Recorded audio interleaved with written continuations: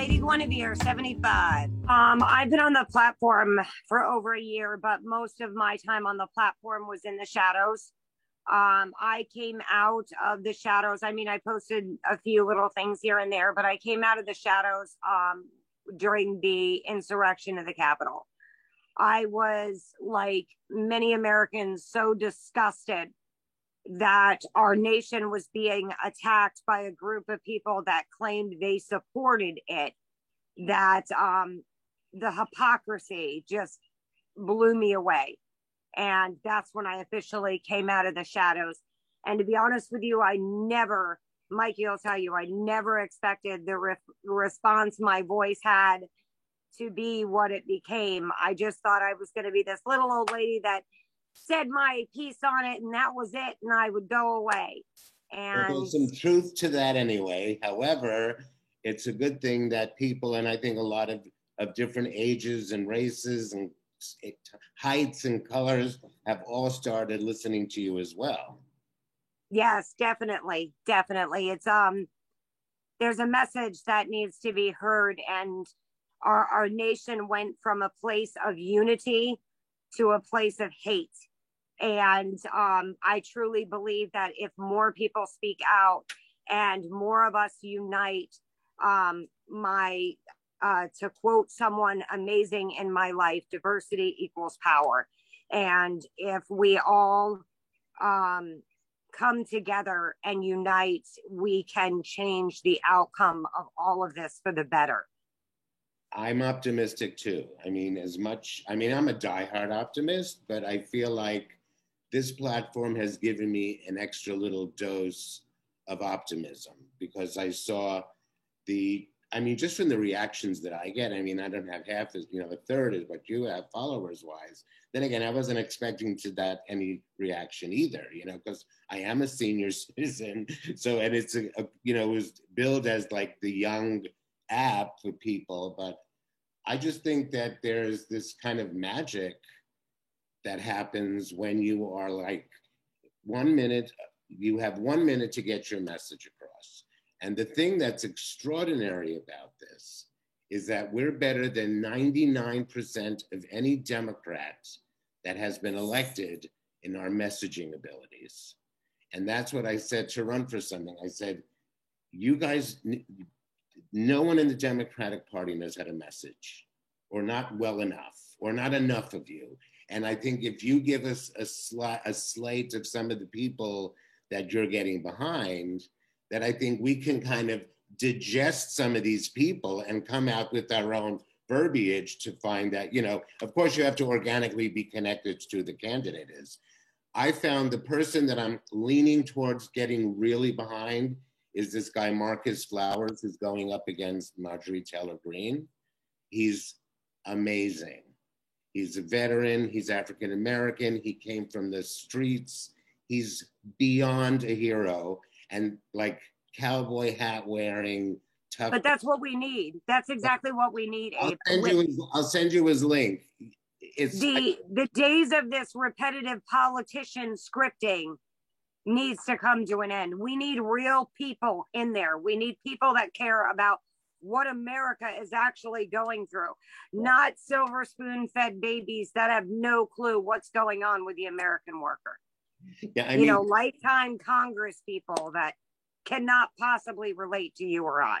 No, it's too, the system is so broken that all we can do is take little chunks where we can that are like very impactful and show like, I don't know, I think like what happened in Georgia was just the perfect example of against all odds with the forces of evil covering the asses of the Republicans, we pulled it out. It was emotional.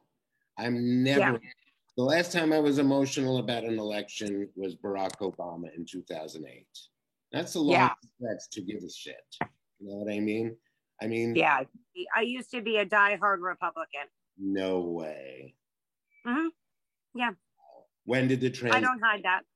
No. When did you have the awakening? I really started realizing something was wrong when I noticed the hypocrisy again. The do as I say, not as I do. You know, the Bible says that we're all created in God's image, but we don't like that person because he's gay. Right. So how does the Bible say we're all created in God's image, but we're supposed to ostracize an entire community simply because they're gay? And it was things like that in the Republican community that made me start questioning, well, why are we all, it became almost like we're ostracizing this group, this group. They have a problem with every group under the sun. They find their own things to have a problem with. And the more I was watching this and sitting by and saying, well, wait a minute, this is contradicting what you said here. And basically I was being told, yeah, we know, but that's okay.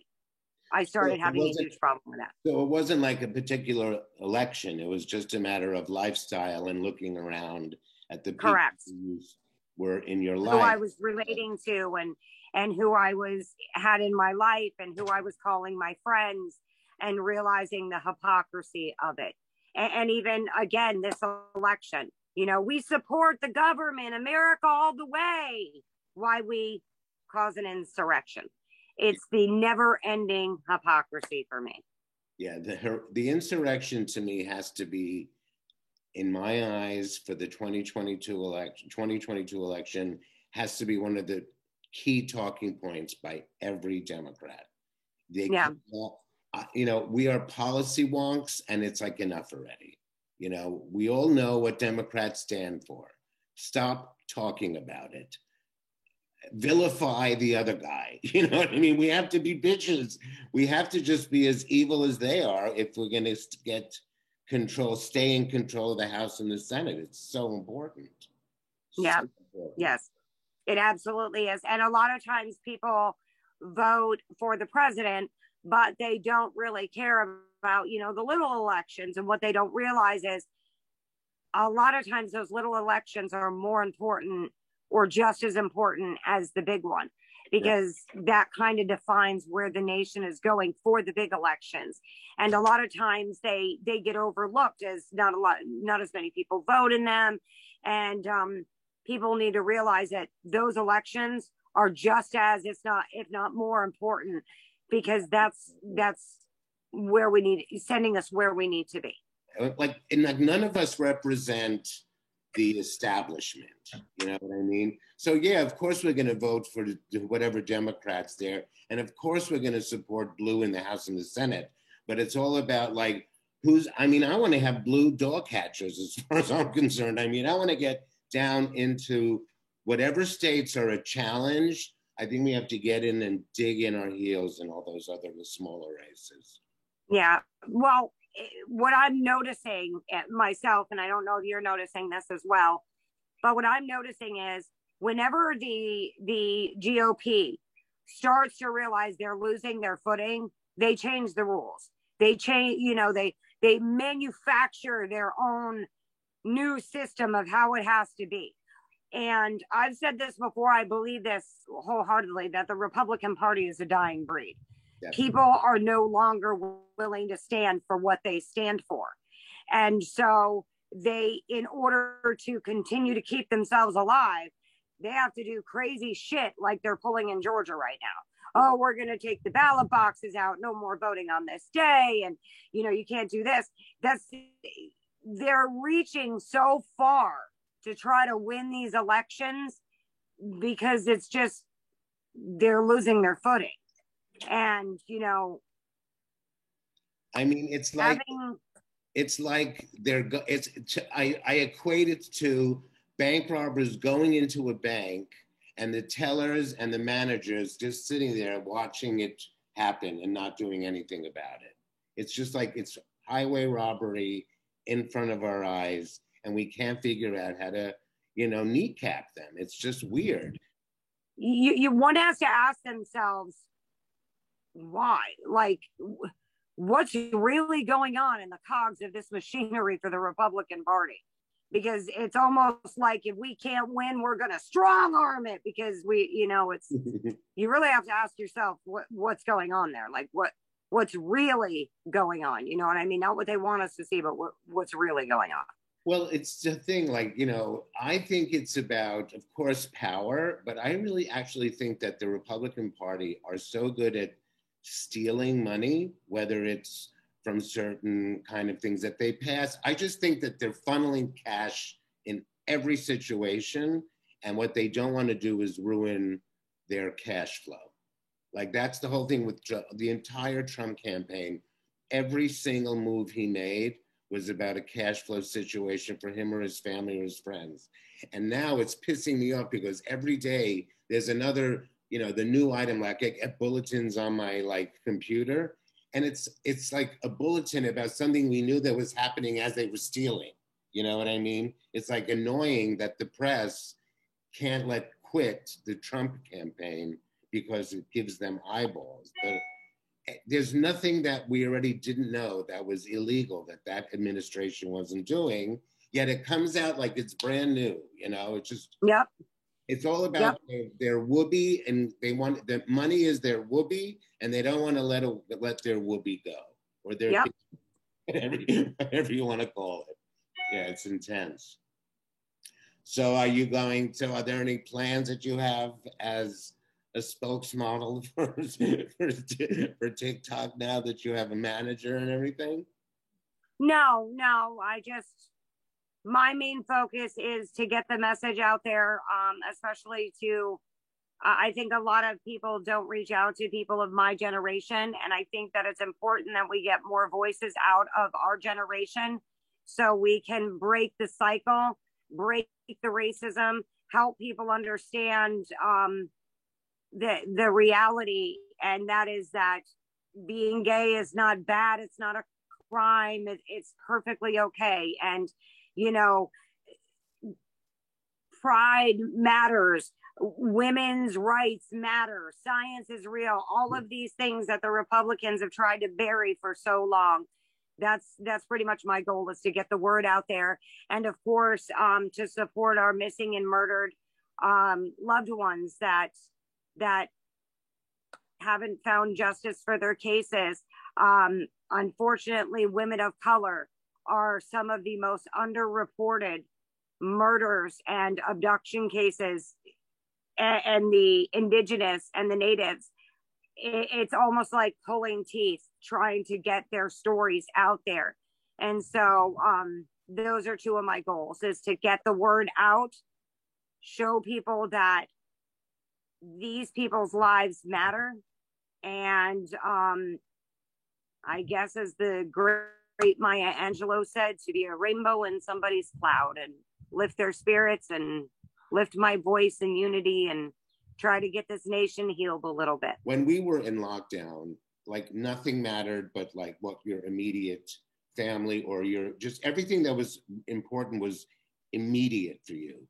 Yeah, and you learned real quick what meant something to you in life. 100%. And then I just was so relieved that the whole celebrity culture was starting to slip away, all that bullshit and all that aspirational society and everything that everyone cared so much about really didn't matter. I just kind of wanted to give voice to the everyday people who actually are so much more awesome than half of these celebrities who just get behind a thing just because it's going to give them an opportunity for some publicity.